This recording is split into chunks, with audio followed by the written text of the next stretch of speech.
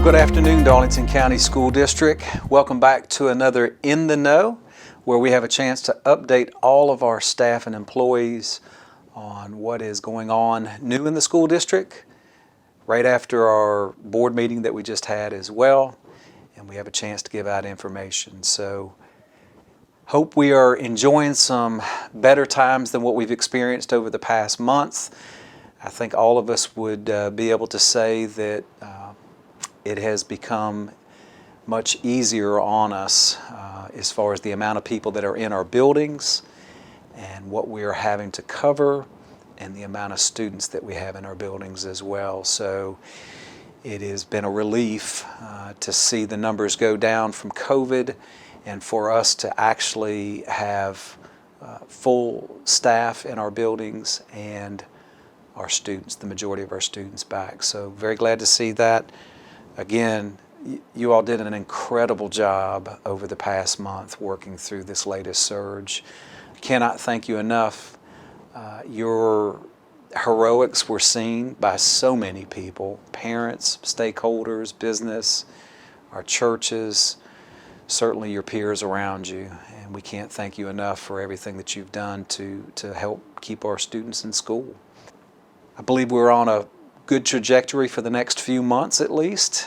If history tells us anything, we've got a good 4 to 5 months in front of us that we can focus on those things that we normally focus on, which is our students and their education. First thing I would like to talk about, of course, is on the COVID note. The numbers have been, the best way I can describe it, crashing. They are very low now. And so as quick and as difficult as this surge came upon us, it is leaving us with that same intensity. And so let me give you an example.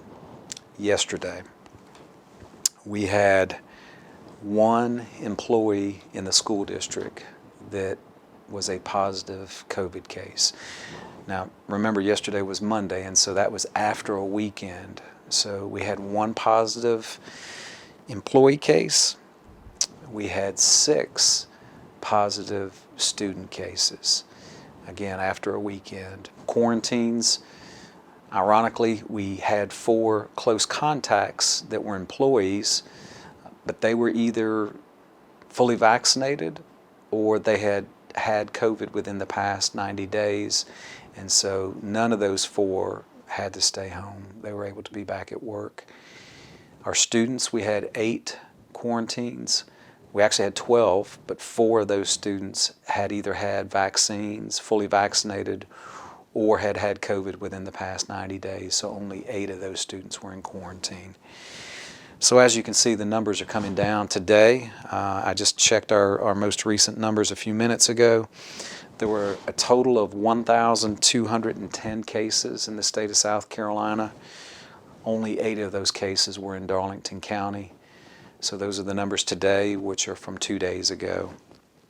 So you can compare that to the 28,000 cases we had in one day approximately 3 weeks ago. So we've gone from 28,000 for our highest day peak. We're now down to 1,210 cases. So, and those numbers continue to drop significantly each day. So I think it's fair to say that this particular surge we can put behind us now. Yes, COVID is still with us, and we are still learning how to manage it and work with it and work through it. So by no means has COVID gone away, but we certainly are in a better place with managing it now in what we do, which is educate students. Also, because the numbers are coming down so much, we are going to be opening up our buildings. We are going to be talking about doing those activities that allow our children to be around each other, adults to be around our children, in our buildings, outside of our buildings. We are starting the process to open up. And what that means is volunteers will be allowed back in buildings. We will be able to have our field trips that have been on schedule. We will be able to have our lunchrooms open again, our cafeteria and lunchrooms open again. So really look forward to seeing the folks that have been wanting to come in and help us in our buildings, our volunteers, our outside entities, our businesses, our churches. They are so excited to come in and help, and I know the majority of our teachers are so excited to have that extra help too. So again, you'll hear more about this over the next week. We are working with our principals now to iron out all the details, but you can count on hearing about a lot of those activities that allow us to gather together taking place. The next item I'd like to bring up is the board meeting that we had Monday evening, and the primary discussion that took place at the board meeting had to do with our facility study and building program. As you'll recall, we started the facility study. That was first completed for the district back in 2012. And then we actually had an update to that facility study that was completed in 2019. This study was done by an outside entity where they looked at all of our buildings and gave us, the board and administration, recommendations for what they would see help our facilities and the students that are in those facilities. So we picked that discussion back up on Monday evening. We actually had a small discussion at the work session where the board had asked me to go ahead and put some things together to bring that discussion up at this board meeting. And so we had this very general discussion. We picked back up after 2 years ago, and we were able to talk about the priority discussions.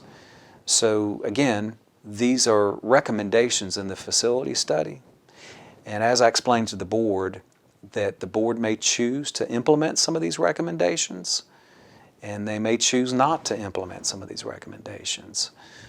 At the end of the day, the board is looking to me and the administration to provide them with information, and then ultimately the board will vote to decide what projects we move forward with. So again, no decisions were made at the board meeting, but a lot of discussion took place. Primarily that discussion took place surrounding the St. John's Elementary School facility, the Rosenwald facility, the Southside facility, and the Brockington Elementary School and Pate Elementary School facilities.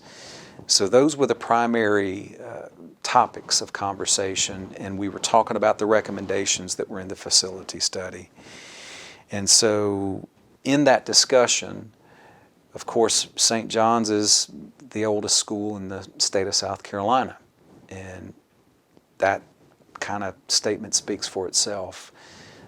The older the buildings are, the more expensive they are to keep up, and the more difficult they are to keep up to code for what students are in these days. So that's what's really driving a lot of the conversations with the facility study, is that we have old buildings in the Darlington County School District. And when you compare those to the new buildings that we built, for example, our 3 new elementary schools, and the opportunities that students have in those buildings, you realize pretty quickly that we desire that for all of our students in all of our buildings.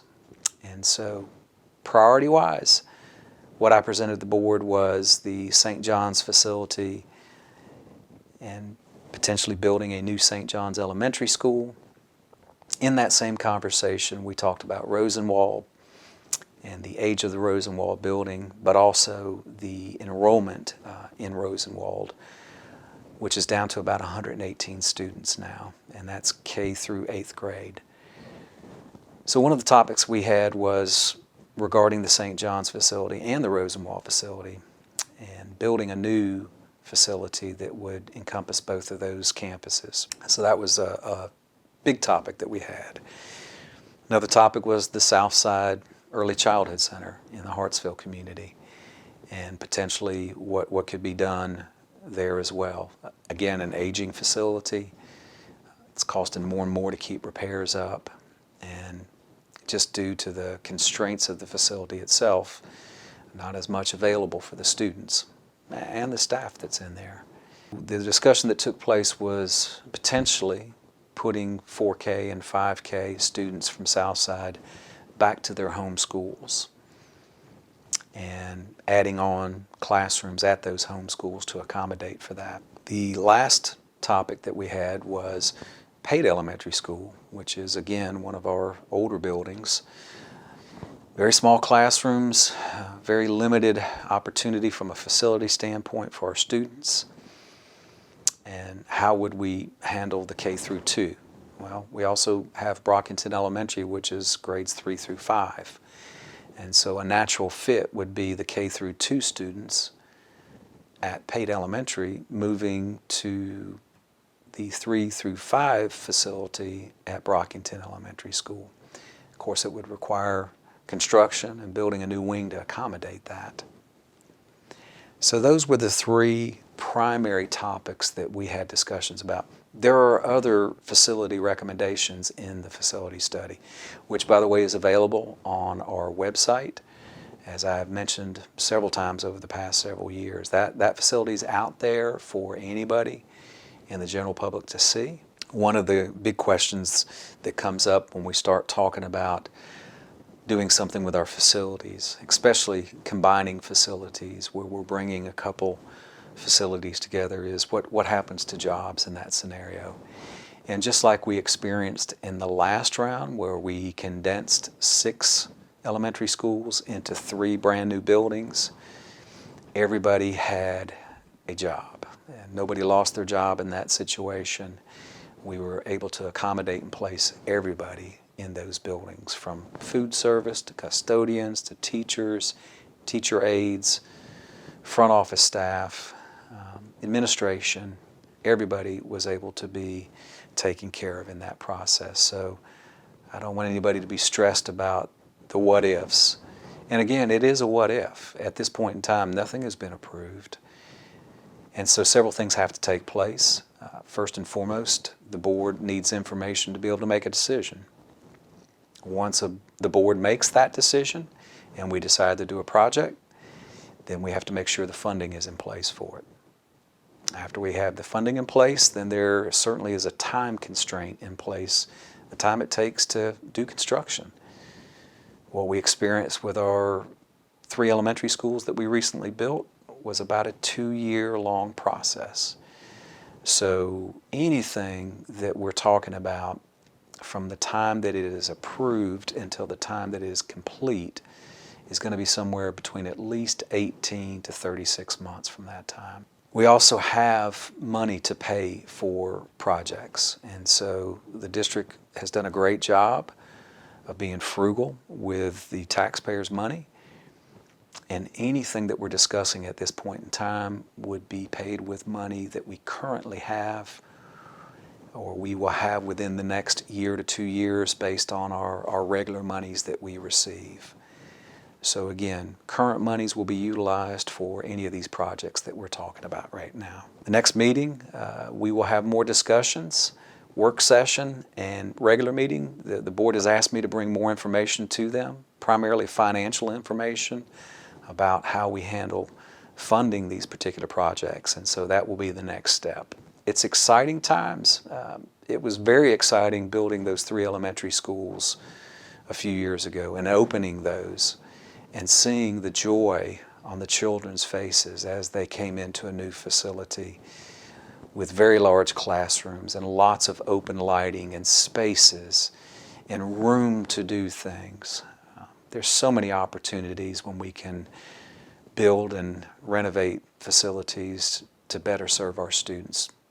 But also it's a better environment for our employees to be in as well. So excited about what the future holds with that. Again, stay tuned. Certainly follow along at the board meetings as we have those, and we'll keep more information coming to you as well. The last item I would like to bring up, and this is a great item, we have a February break that is coming up. And so we have a professional development day this coming Friday, the 18th, and then Monday through Wednesday next week, which is the 21st through the 23rd, our schools will be closed.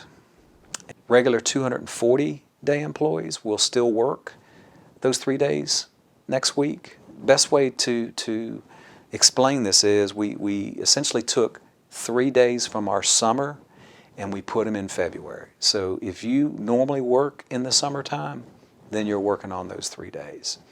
If you don't normally work in the summertime, you're not working on those 3 days. But I think this break has come at an opportune time for us as we have come off this surge, as we are finally getting a chance to exhale. And we've been through so much over the past month. So I'm grateful that we do have a scheduled break. Teachers, yes, we'll have some professional development in the building on Friday, but then you will have a 5-day break to catch your breath, re-energize, refocus, and the last push as we move towards the end of the third quarter, the fourth quarter, the semester, and the end of the school year. It'll be here before we know it, and we certainly are going to be able to enjoy more of it together, in spaces together. Again, I hope you enjoy your time off next week if you were scheduled for that time off. If you're a regular 240 employee, I hope you enjoy some quiet work days. As I always say, please hug on your family. Tell them how much you care about them and how much you love them. Tell them how much we appreciate them sharing you with us. Again, just very grateful to you, very grateful for the Darlington County School District. I keep talking to people all across the state, and as difficult as it's been, I feel like in the Darlington County School District we have been in a much better situation than a lot of folks have been. I'm proud to say that I work in the Darlington County School District.